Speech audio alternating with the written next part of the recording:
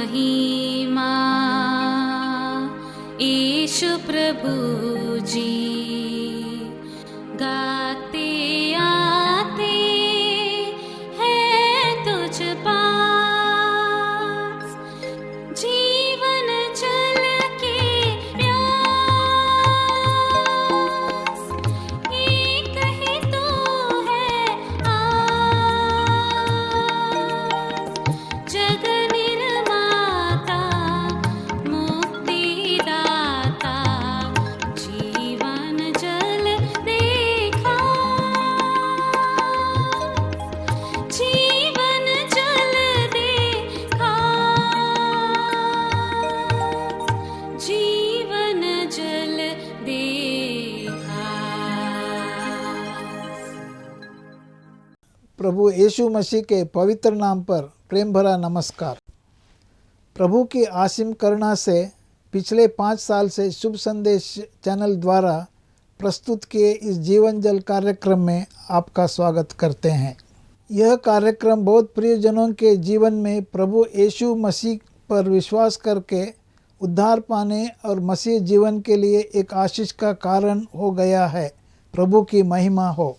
परमेश्वर का वचन कहता है, क्या ही धन्य है हर एक जो यहोवा का भय मानता है और उसके मार्गों पर चलता है।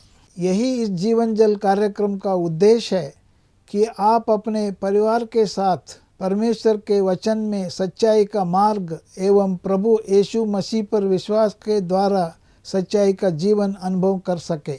आपके और आपके परिवार का उद्धार और आशीष का कारण ठहरे, यही हमारी प्रार्थना है। इस कार्यक्रम का लाभ उठाते हुए आप इस विषय में जरूर अपने पड़ोसी और प्रियजनों के सूचित करें। साथ ही करस्पॉन्डेंट के माध्यम द्वारा मराठी, हिंदी और अंग्रेजी भाषा में बाइबल का अध्ययन भी कर सकते हैं। प्रभु का वचन सुने और आशीष पाए। आमीन।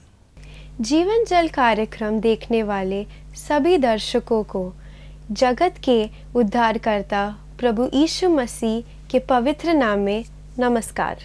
यूहन्ना अध्याय 7 और पद 37 में पवित्र शास्त्र वचन में ऐसा लिखा हुआ है, यीशु ने लोगों को पुकार कर कहा, यदि कोई प्यासा हो तो मेरे पास आकर पिए। जो मुझ पर विश्वास करेगा उसके हृदय में से जीवन के जल की नदियाँ बह निकलेगी। क्या आप जीवन में प्यासे हैं या सच्चाई की तलाश में हैं? प्रभु यीशु मसीह आपके प्यास को बुझाना चाहते हैं, आपके सवालों का जवाब देना चाहते हैं। तो आइए आज परमेश्वर के संदेश सुनने से पहले अपने मनों को तैयार करें और इस मधुर संगीत का आनंद उठाइए।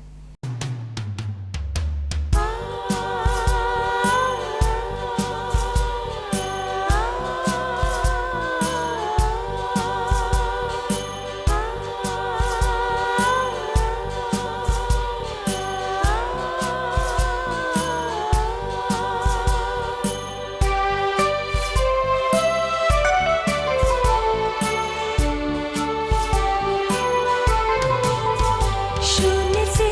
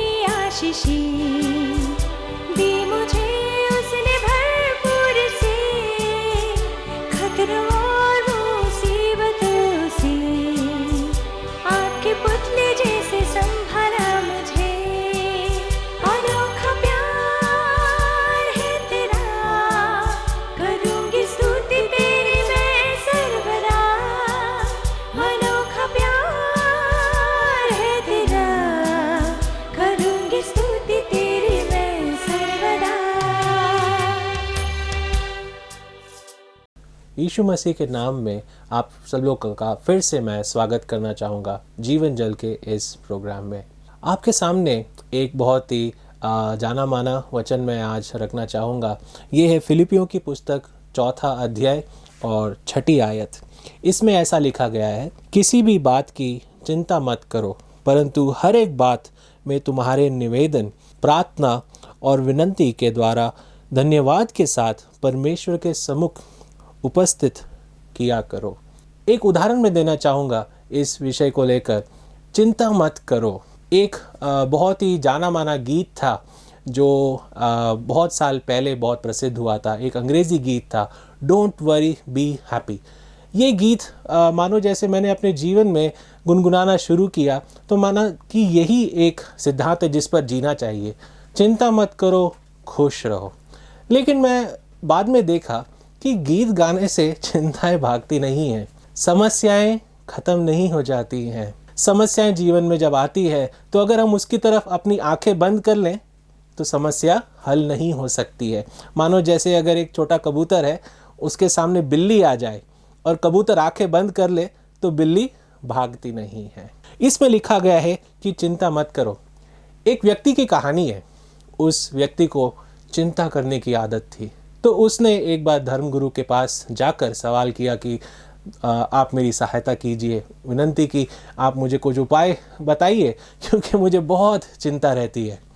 धर्मगुरु ने कहा, ठीक है, आप इस पर्वत पर जाइए, ये एक स्थान है, वहाँ पर एक आश्रम है, वहाँ जब जाएंगे तो आपको बताया जाएगा कि चिंता से कैसे उपाय पाया जाए। तो इस व्यक्ति को थोड़ी सांत्वना मिली सुन के कि ऐसा कोई स्थान है, तो वो उस पर्वत की ओर चला गया। फिर वहाँ पर जब पहुँचा तो उसने देखा कि पर्वत पर जाने के लिए सीढ़ियाँ नहीं हैं। इस व्यक्ति को चिंता होने लगी कि ऊपर कैसे जाएं। फिर उसने ध्यान दिया कि वहाँ पे जो रहने वाले दूसरे लोग थे, वहाँ पर जो अध्ययन करने के लिए लोग आए हैं, वो एक रस्सी में टोकरी के द्वारा ऊपर जाते हैं।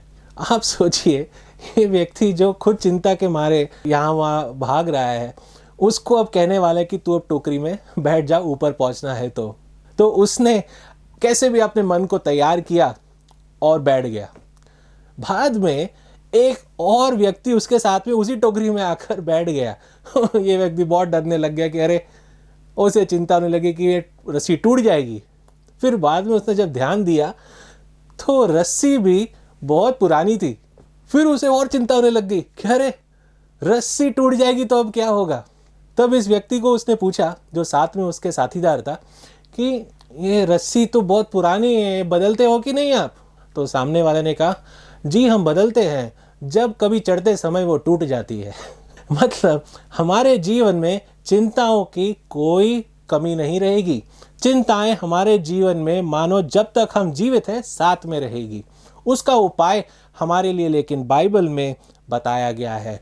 इस वचन को जब हम देखते हैं तो वहाँ पे लिखा गया कि तू चिंता मत कर। यूनानी भाषा में चिंता, जो ये शब्द इस्तेमाल इस स्थान पे किया गया है, वो है मेरिजो, मतलब मानो विभाजित कर देना। ये सत्य नहीं है।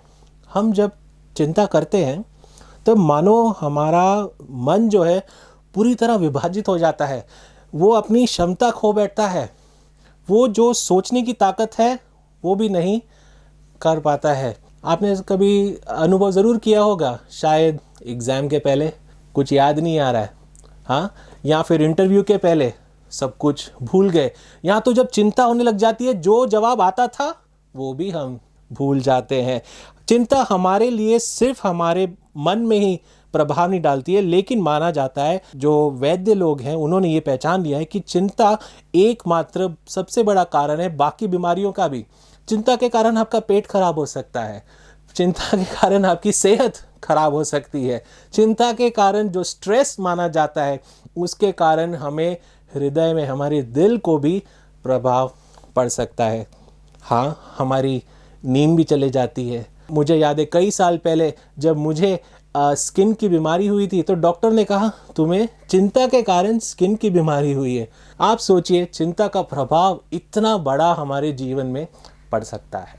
इसलिए यहाँ पे पौलुस हमें लिखता है कि तुम किसी की बात की चिंता मत करना। हर व्यक्ति को इस जीवन में चिंता ज़रूर है ना?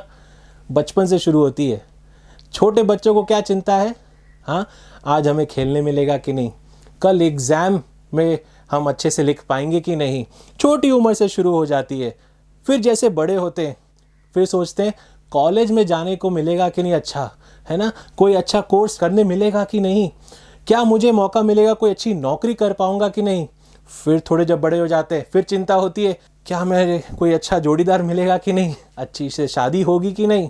फिर शादी हो जाती है फिर चिंता होती है मुझे बच्चे होंगे कि नहीं, राइट। फिर बच्चे हो जाते हैं फिर चिंता होती है कि बच्चों की परवरिश कर पाऊंगा कि नहीं, उनके लिए सेविंग्स कर पाऊंगा कि नहीं। फिर बच्चे बड़े हो जाते हैं, हम बूढ़े हो जाते हैं, फिर चिंता होती है क्या बच्चे अब मेरा ख्याल रख पाएंगे कि नहीं। हमारी आयु बढ़ती जाती है, साथ में मानो चिंताएं भी बढ़ती जा रही हैं। इसलिए यहाँ पे हमारे लिए उपाय लिखा गया है। लेकिन उसके पहले मैं बताना चाहूँगा दुनिया में क्या उपाय बताए जाते हैं।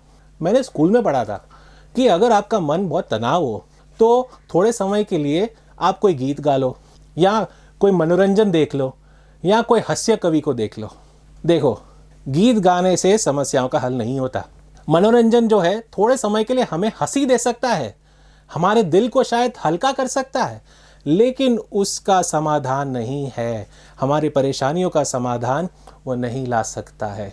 कई लोग ऐसा कहते हैं मनोरंजन नहीं, तो फिर हम क्या करना है, हमें एक आसन लगाए बैठ जाना है, हमें मन को खाली कर देना है, हमें सारी चिंताओं को भूल जाना है। लेकिन ये किसके समान हुआ?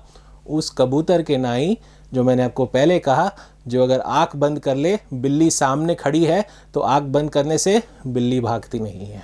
ऐसे ही हम देखते हैं कई बार बहुत ही गंभीर चीज़ें हम अपने जीवन में कर बैठते हैं जिसका प्रभाव बहुत खतरनाक होता है। क्या आप जानते हैं कि एक शराबी शराब क्यों पीता है? आप अगर किसी शराबी से पूछे तुम क्यों पीते हो तो तुम्हें जवाब देगा मैं अपनी चिंता को भूल जाता हूँ।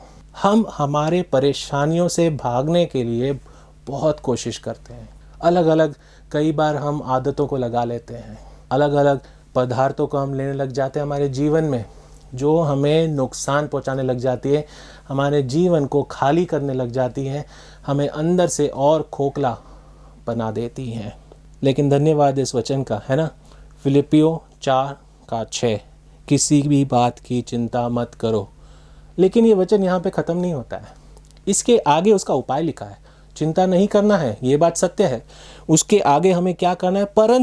परंतु हर एक बात में तुम्हारे निवेदन, प्रार्थना और विनंती के द्वारा, हमें निवेदन, प्रार्थना और विनंती के द्वारा धन्यवाद के साथ परमेश्वर के सन्मुख उपस्थित करना है।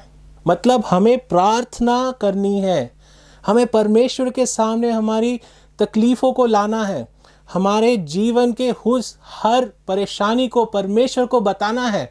हम प्रार्थना में क्या करते हैं? प्रार्थना में हम एक विनती करते हैं उस खुदा से जो सामर्थ्यशाली है हमें उस परेशानी में से निकालने के लिए। प्रार्थना में हम ये कबूली करते हैं कि इस परेशानी का समाधान हमारे हाथ में नहीं है, परमेश्वर आपके हाथ में है।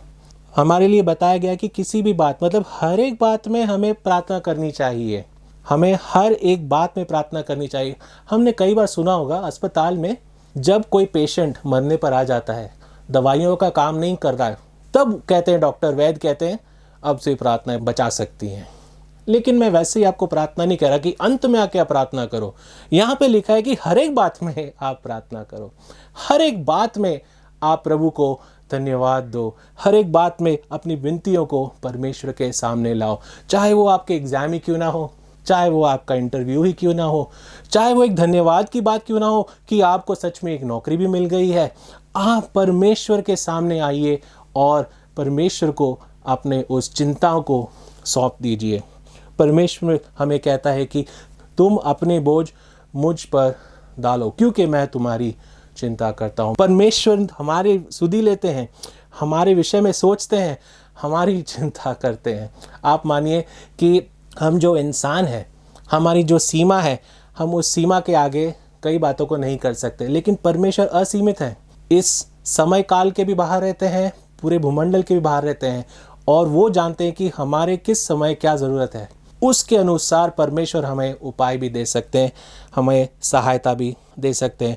हम जब प्रार्थना करते हैं हम और एक चीज़ बताते हैं, हम ये बताते हैं कि परमेश्वर के ऊपर हमारा भरोसा कितना है। हम ये बताते हैं कि परमेश्वर सच में काबिल हैं कि हमारी सहायता कर सकते हैं। हम ये कबूली करते हैं कि परमेश्वर आप हमें इसमें से बचा सकते हैं। ये पता इसके समान है। मेरा जब बेटा छोटा था, जब सिर्फ 6 साल का था, तो उसे जब नीचे साइकिल के लिए ले जाते थे हम, तब हमारे घर पे जहाँ चाबी रखी हुई उसका हाथ नहीं पहुँचता था। तब वो मुझे कहता था, डैडी ऊपर से चाबी निकाल दो। वो इसलिए नहीं कहता था कि उसको लग रहा है कि वो छोटा बन जाएगा, प्रार्थना करने से आप छोटे बन जाएंगे, ऐसा नहीं है। लेकिन वो अपना भरोसा अपने पिता पर दिखा रहा था कि पिता उस चाबी को ऊपर से, उस ऊंचाई से भी मुझे निकाल कर दे सकता है। हमारे लिए परमेश्वर वैसे ही हैं। परमेश्वर एक पिता के नाई हैं जो हमसे प्रेम करते हैं और हमारे लिए वो समाधान भी दे सकते हैं। आपके जीवन की क्या चिंता है? हो सकता है कि आप इस समय एक बहुत कठिनाई से गुजर रहे होंगे। मैं आपको प्रोत्साहित करना चाहूँगा कि आप प्रार्थना कीजिए, प्रभु यीशु मसीह को प्रार्थना कीजिए। देखिए यहाँ पे जो लिखा गया है कि अपनी धन्यवाद और प्रार्थना की भेंट किसके सामने लानी है? परमेश्वर के सामने लानी है। परमेश्वर काबिल है। हमारी जब कोई घर पे समस्या आती है तो सबसे पहले समझो, अगर हमें दांत में दर्द हो रहा हो तो हम क्या करते हैं? हम अपने माँ बाप को पूछते हैं, है ना? लेकिन हमारा इलाज जो है वो सबसे अच्छा इलाज हमारा डेंटिस्ट ही कर सकता है। जो वैद्य है वो जानता है कि हमारी समस्या का समाधान क्या है। वैसे ही हमारे इस जीवन की परेशानियों का समाधान जो है वो प्रभु परमेश्वर के पास ही है। प्रभु परमेश्वर ने हमारे लिए सबसे बड़ा उपाय जो है प्रभु यीशु मसीह के द्वारा इस जगत में भेज दिया है, और वो है कि उन्होंने प्रभु यीशु मसीह को हमारे स्थान पर क्रूस पर चढ़ाया दिया गया है। प्रभु यीशु मसीह जब क्रूस पर मारे गए, उन्होंने अपनी जान हमारे लिए दी। और प्रभु के पास जब हम आते हैं, प्रभु पे जब हम विश्वास करते हैं, तब हम ये दिखाते हैं कि प्रभु आप मेरे विश्वास के योग्य, आप योग्य हैं कि आप मेरे जीवन को भी संभाल सकते हैं। बाइबल का सत्य ये है कि प्रभु जब मारे गए तब तीसरे दिन मरों में से जी भी उठे। कब्र के बाद प्रभु यीशु मसीह मरों में से जी उठे। मतलब आज परमेश्वर जीवित है, क्रूस पर नहीं, जो कब्र में नहीं, लेकिन स्वर्ग में उस सिंहासन पर विराजमान है। ध्यान देना है कि हम किसके सामने प्रार्थना कर रहे हैं। देखिए, मेरे सामने अगर कोई टेबल कुर्सी रखा हो, मैं उसके सामने प्रार्थना नहीं करूँगा। लेकिन जीवित परमेश्वर के सामने जब आप प्रार्थना करते हैं यीशु मसीह के द्वारा, तब हमारे जीवन में वो समाधान भी आ सकता है। बाइबल में हमें प्रभु यीशु मसीह कहते हैं कि अपने बोझ तुम मुझ पे डालो, मैं तुम्हें आराम दूंगा। इसका जो आगे का भाग है, जो 7वीं आयत है, मैं वो आपके लिए पढ़ना चाहूँगा कि जब आप प्रार्थना करते हैं, जब आप अपने परेशानियों को प्रभु पर जब डालते हैं, तो इसका प्रत्युत्तर परमेश्वर क्या देते हैं। तब परमेश्वर की शांति जो सारी समझ से बिल्कुल परे है, तुम्हारे हृदय और तुम्हारे विचारों को मसीह यीशु में सुरक्षित रखेगी। जब हम चिंता करते हैं तब हमारा मन क्या हो जाता है? व्याकुलता के कारण बिखर जाता है। लेकिन यहाँ पर क्या लिखा है? हमारा मन सुरक्षित हो सकता है। हमारे हृदय में परमेश्वर ऐसी शांति रख सकते हैं जो समझ के बाहर है, समझ से बिल्कुल परे है। कैसी शांति है ये? एक उदाहरण आपको देना चाहूँगा, हो सकता है आपने ये शायद पहले सुना हो। एक चित्र बनाने की एक प्रतियोगिता थी, तो उस चित्र बनाने की जो टॉपिक विषय दिया गया था वो था उन्हें शांति का एक चित्र बनाना है। तो अलग अलग कलाकारों ने शांति का चित्र बनाया। किसी ने ऐसे हाथ जोड़े हुए बनाए कि कोई ऐसे प्रार्थना कर रहा है, किसी ने एक मानो ऐसे कोई पंछी दिखाया जो हवा में उड़ रहा है। लेकिन एक चित्र था जो सबसे अलग था और उसको जो है इनाम भी मिला। वो चित्र ऐसा था, मैं आपको उसका वर्णन करना चाहूँगा। वो चित्र था कि एक तूफान है और उस तूफान में बहुत ज़्यादा देखते हैं कि पेड़ जो है यहाँ वहाँ हिल रहे हैं। तो सारे पेड़ एक तरफ मुड़े हुए थे, ऐसा उसमें दिखाया गया था। नदी दिखाई थी जो बहुत ही मानो उसमें बहुत ज़्यादा हलचल हो रही थी। और उस तूफान में एक पेड़ ऐसा दिखाया जो विशेष एक पेड़ था। उस पेड़ के ऊपर एक डाल पर एक घोंसला वो चित्रकार जो है बनाता है, और उस घोंसले के अंदर एक पंछी को वो चित्रकार बनाता है, और उस पंछी के पंखों के नीचे छोटे छोटे चूजे वो बनाता है, छोटी छोटी चिड़ियाएं वो बनाता है जो उस समय सो रही होती हैं। इस चित्र को पहला इनाम दिया गया। उन्होंने बताया कि शांति का प्रतीक, शांति का जो उदाहरण है, इससे बड़ा नहीं हो सकता। कि आसपास तो तूफान है, आसपास तो तूफान है, लेकिन वो छोटे बच्चे जानते हैं कि उस समय सबसे सुरक्षित स्थान कौन सा है। उस समय सबसे सुरक्षित स्थान कौन सा है? वो है अपने माँ के पंखों तले। परमेश्वर हमें अपने पंखों तले रखता है, ऐसे हम बाइबल में पढ़ते हैं। परमेश्वर हमें सुरक्षित रखता है, हम बाइबल में ये पढ़ते हैं। हमारे जीवन में जब हम प्रभु यीशु मसीह पर विश्वास करते हैं, तब वो हमारे जीवन में, हमारे हृदय में वो शांति जो समझ से परे है, समझ से बाहर है, वैसी शांति भर देता है।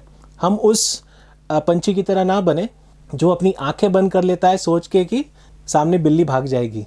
हाँ, वैसा नहीं है। लेकिन हम उस पंछी की तरह बने जो अपने उस परमेश्वर पर विश्वास करता है, जो मुझे बचाएगी, जो मुझे सुरक्षित रखेगी। क्योंकि जब हम इस विश्वास को करते हैं, तब आप हैरान हो जाएंगे देखकर कि परमेश्वर आपको कैसे जवाब देते हैं। मैंने कई बार ऐसी प्रार्थनाएं की, और हर एक बार मैं कह सकता हूं कि परमेश्वर ने सच में मुझे बहुत सांत्वना दी है। मैं आपको प्रोत्साहित करना चाहूँगा कि आप इसको ज़रूर कोशिश कीजिए, अपने जीवन में लागू कीजिए। हो सकता है कि आपकी प्रार्थनाएं शुरू नहीं होती हैं। आपको एक उदाहरण बताना चाहूँगा। मेरे पिताजी के पास एक स्कूटर हुआ करता था, चेतक, और कई बार वो स्टार्ट नहीं होता था। तो वो पता पिताजी उसको क्या करते थे, उसको थोड़ा सा लेटा देते थे और फिर किक लगा देते तो चालू हो जाता था। आपकी शायद प्रार्थनाएं वैसी हो, कभी कभी शुरू नहीं होती, लेकिन उसको थोड़ा सा अगर हिलाया जाए, आपको थोड़ा हिलाया जाए, तो वो शुरू हो जाती है। तो आपकी प्रार्थना कुछ भी हो, आप ज़रूर कीजिए। टूटे फूटे शब्दों में क्यों ना हो, आप उसे ज़रूर कीजिए। आपका पिता जो परमेश्वर स्वर्ग में है, वो रुका हुआ है आपकी आवाज़ सुनने के लिए, आपकी विनती सुनने के लिए, आपकी ओर से वो पुकार सुनने के लिए, इसलिए ताकि वो आपकी सहायता कर सके, आपको इस परेशानी में से उठा सके, आपको और विश्वास में आगे बढ़ा सके। मैं आशा करता हूँ कि आपको सच में ये वचन सांत्वना दिया होगा। आपके जीवन में आप इसे लागू करें और आपको आशीष मिले। परमेश्वर आपकी समस्या को जानते हैं और आप ज़रूर परमेश्वर पर पूरे दिल से विश्वास कर सकते हैं। आपके लिए मैं प्रार्थना करना चाहूँगा और इस समय को मैं परमेश्वर के हाथ में सौंपना चाहूँगा। आइए हम एक प्रार्थना करें। हमारे स्वर्ग में विराजमान परमेश्वर, आपको हम धन्यवाद देते हैं कि आपने हमें ये सुंदर मौका दिया आपकी वाणी के ऊपर अध्ययन करने का। मैं धन्यवाद देता हूँ हमारे हर एक भाई बहनों के लिए जो इस प्रोग्राम को देख रहे हैं, और प्रभु जी आपने उन्हें ये सौभाग्य दिया, उन्हें ये ज़रिया दिया जिसके द्वारा ये प्रोग्राम उन तक पहुँच सकता है। प्रभु जी आप जानते हैं कि हमारे जीवन में अलग अलग परेशानियों का सामना हम करते हैं, लेकिन प्रभु आप उस तूफ़ान से भी बड़े हैं। प्रभु आप हमारे जीवन में हर आई हुई परेशानियों से भी बहुत बड़े हैं और आप हमें सहायता कर सकते हैं। प्रभु आप हमारे भाई बहनों की सहायता करना कि वो आप पर विश्वास कर सके, आपकी ओर आ सके, और प्रभु यीशु मसीह के द्वारा प्रभु जी आपकी ओर आ सके। मैं सब बातों को आपके हाथ में सौंपता हूँ, ये समय को भी आपके हाथ में सौंपता हूँ। छोटी सी दुआ प्रभु यीशु मसीह के नाम में करता हूँ, आमीन। अगर परमेश्वर ने इन वचनों के द्वारा आपसे बात किया है और आप इस विषय पर अधिक जानकारी प्राप्त करना चाहते हो या किसी प्रार्थना के विषय को बांटना चाहते हो, निस्संदेह हमसे संपर्क करें। हमारा पता Jeevan Jal Navbhavna building 422 SVS road, post box number 19161, Prabha Devi, Mumbai 400025। प्रार्थना एवं मुफ्त बाइबल कॉरेस्पॉन्डेंस के लिए हमें संपर्क करें। अपना नाम और पूरा पता तुरंत SMS करें। Mobile number 7710065115। Email ID gospelbroadcast@yahoo.com। Web address www.lwgb.org। YouTube जीवन जल TV @YouTube। जीवन जल कार्यक्रम को हर सोमवार शाम 6:30 बजे, हर बुधवार शाम 6:30 बजे और शनिवार रात 9 बजे इसी चैनल पर आप देख सकते हैं। धन्यवाद।